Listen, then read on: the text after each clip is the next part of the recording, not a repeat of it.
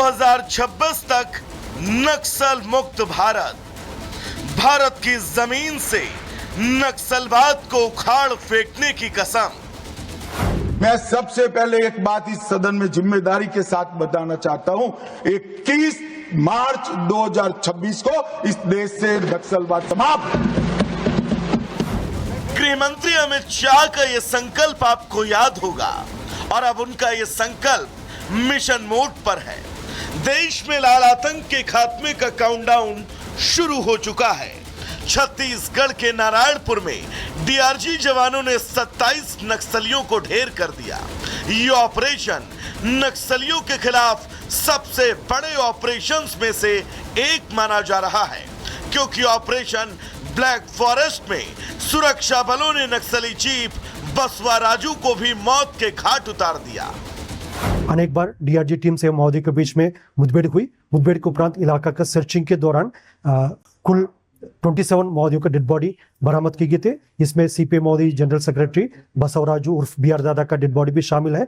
मुठभेड़ स्थल से AK-47, SLR, इंसास, कार्बाइन एवं अन्य काफी बड़ी संख्या में आर्म्स एम्युनिशन भी बरामद की गए थे। बसवा राजू की मौत ने नक्सली ढांचे में बड़ी दरार डाल दी है। दरअसल बसवा राजू देश में नक्सलवादियों का चीफ था। उसने LTTE से गुरिल्ला ट्रेनिंग ले रखी थी। वो हमलों की रणनीति बनाने में माहिर था और 150 से ज्यादा हमलों का मास्टरमाइंड था। बसवा राजू बम बनाने में भी एक्सपर्ट था। NIA के साथ ही कई राज्यों में मोस्ट वांटेड था। उस पर 1 करोड़ का इनाम घोषित था। छत्तीसगढ़ के सीएम और डिप्टी सीएम ने भी इस सफलता के लिए सुरक्षा बलों की सराहना की और इसे नक्सलवाद के अंत की शुरुआत बताया।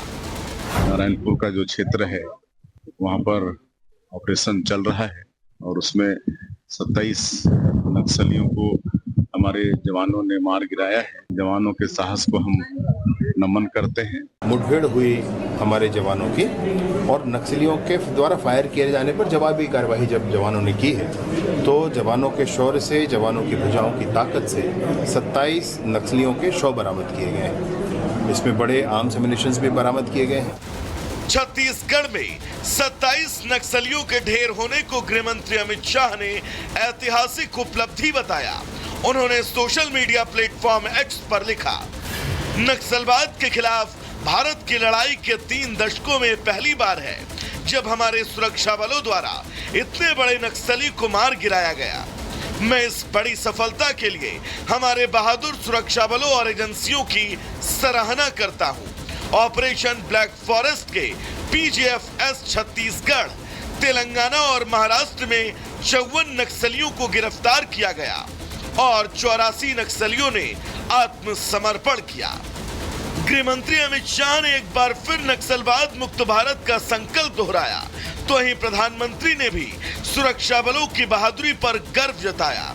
पीएम ने सोशल मीडिया प्लेटफॉर्म X पर लिखा, हमारी सेनाओं की इस शानदार सफलता पर हमें गर्व है।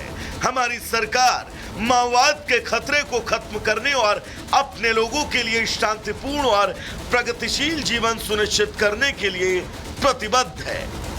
छत्तीसगढ़ के बीहड़ों में गोलियों की गूंज नक्सलवाद की जड़ें उखाड़ने का बिगुल बजा चुकी है। बंदूक के दम पर बदलाव लाने की विचारधारा अब अपनी जमीन खोने के साथ दम तोड़ती नजर आ रही है। सुरक्षा बलों ने ऑपरेशन ब्लैक फॉरेस्ट के जरिए नक्सलवाद की कमर तोड़ दी। साथ ही ऑपरेशन ब्लैक फॉरेस्ट से ये संकेत दे दिया कि अब छत्तीसगढ़ के जंगलों में डर नहीं बल्कि विकास की गूंज सुनाई देगी। Bureau report, Republic Bharat.